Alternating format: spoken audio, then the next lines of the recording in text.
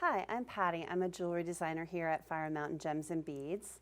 And today I'm going to take you through making these gorgeous Larimar Cabochon earrings. Now Larimar is a more newly discovered gemstone. It was discovered in the Dominican Republic in the 1900s. It's got this amazing beachy look to it with this aqua color and the white accents. It almost look like ocean waves from the Dominican Republic.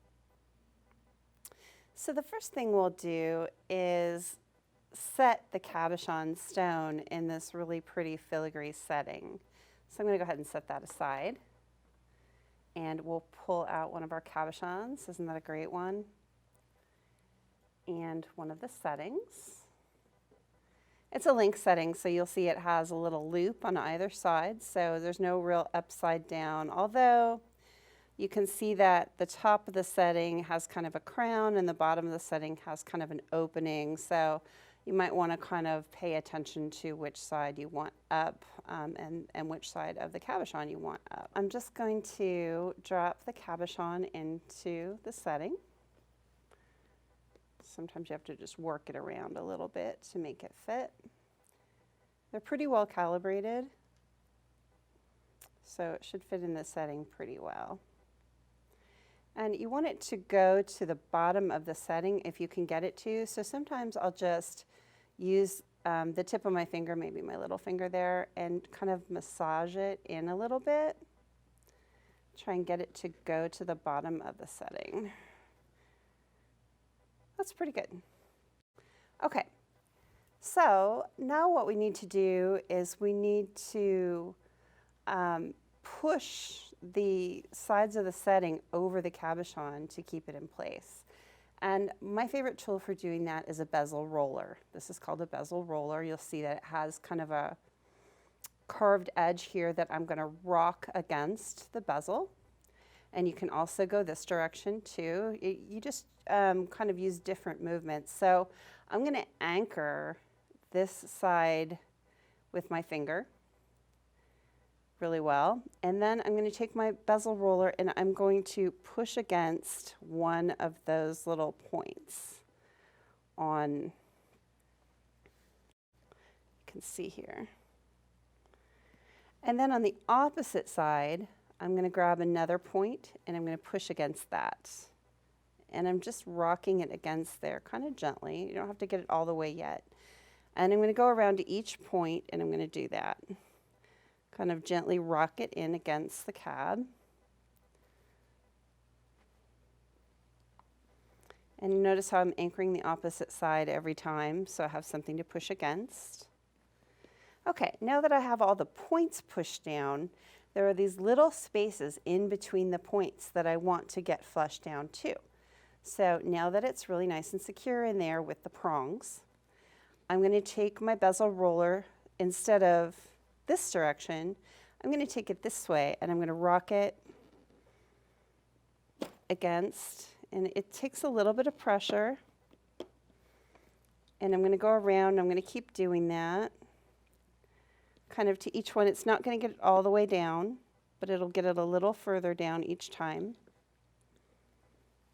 And you just kind of keep going around and working at it. And you want to be a little bit careful. You don't want to mar up the silver too much. You don't want to mar the metal. So you don't want to end up using too much pressure.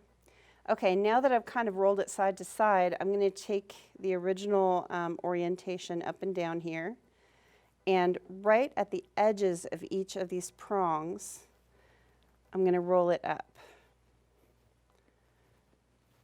And I'm just going to keep going around and doing that. I'm actually going to remove this mat for a minute. I'll bring it back in a minute. So I have this really nice hard surface to work against. It really helps sometimes. I'm going to anchor that really well.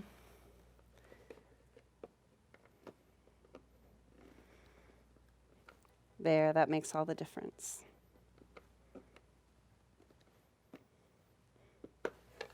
Yeah, that's looking better. Okay, a couple more. Good pushes on this hard surface will help.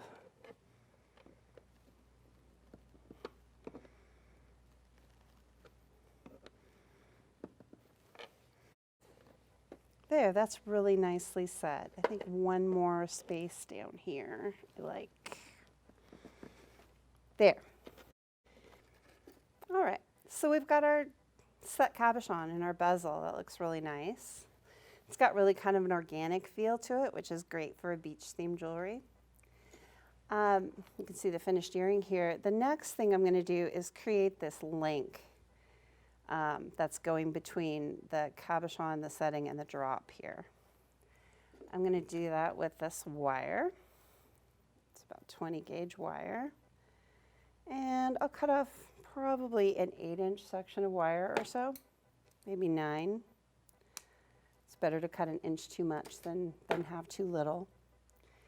Okay. Then I'm going to take my round nose pliers and I'm going to create the ends of this link. So we'll create a wrapped loop at this end.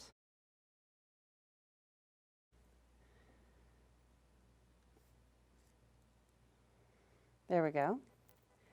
So we end up with this little figure that looks like a lollipop on a stick with the tail coming out to the side. Then I'm going to take my chain nose pliers and I'm going to clamp that just like this. Then I'm going to take another pair of pliers. I think I'll use these bent chain nose. Grab the tail and really firmly I'm going to wrap a couple of times around. And you want good pressure on both of the pliers when you're doing that. Okay. So I'm going to go kind of tighten this up just a little bit here. There we go. And I think I'm going to go another half revolution with that. And this will be our front side and we'll end on the back there. And I'm going to flip it around and I'm going to take my flush cutter and the outside of the flush cutter goes against the piece that you're keeping. Really nice and close in. I'm going to snip off that tail and I'm going to put my thumb over it so it doesn't fly up into my face. Always be careful when you're snipping wire. Then I'm going to take my chain nose and I'm just going to go around in a circle and gently massage that tail in. You always want to do that to make sure that you don't have a scratchy end. And it looks nicer. Okay. So there I've got my bottom wrapped loop. Just like that. Then I'm going to thread on one of these great little rondelles. And one of these 6mm Larimar beads.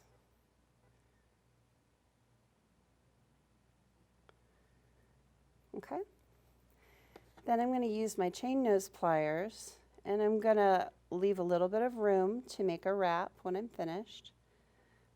Bend that at a 90-degree angle, just like this. Then I'm going to take my round nose pliers and at the very base of my round nose so I can make the biggest loop on there possible. I'm going to go around till it stops, take the pliers out, put them back in with the bottom of the barrel so I can keep going around like that. Then I'm just going to straighten it up so you've got that nice even loop on either end.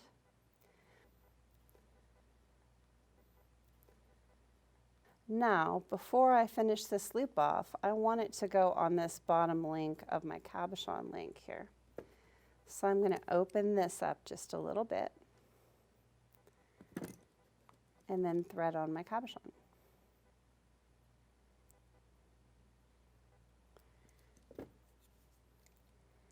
Then I'll close it back up. And then just like I did before, I'm going to wrap that loop.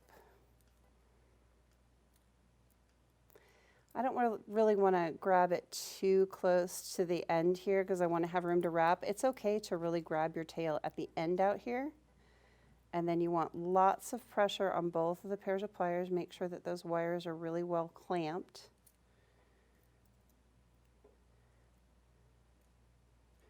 Wrap around a couple of tight circles until it hits the beads. You want really no play left in the beads that are on there.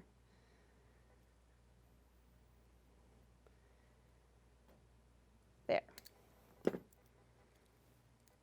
I can use my pliers to straighten that out a bit. So I can feel good about that.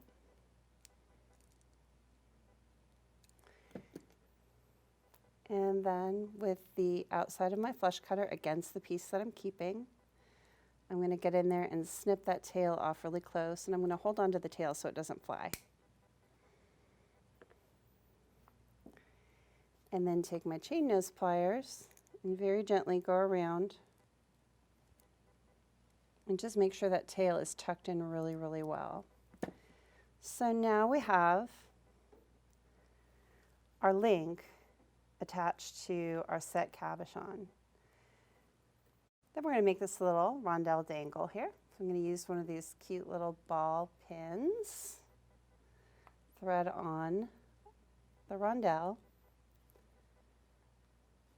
And this just has a simple loop, so this is really simple. All I'm going to do is push that ball pin flat against the rondelle, as flat as I can get it. Take my round nose pliers and make a pretty small loop. You want it to be fairly small because the smaller the loop, the more integrity you'll have, which means it'll be harder to open up, pull apart. You want it to be sturdy. Okay, so I've got my nice little loop there on the top of my rondelle. In order to cut this, I want to get really close to the bottom of that loop.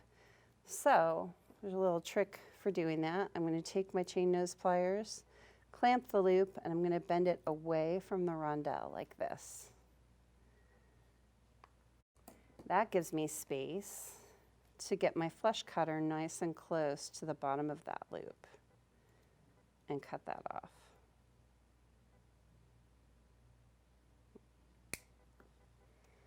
Okay.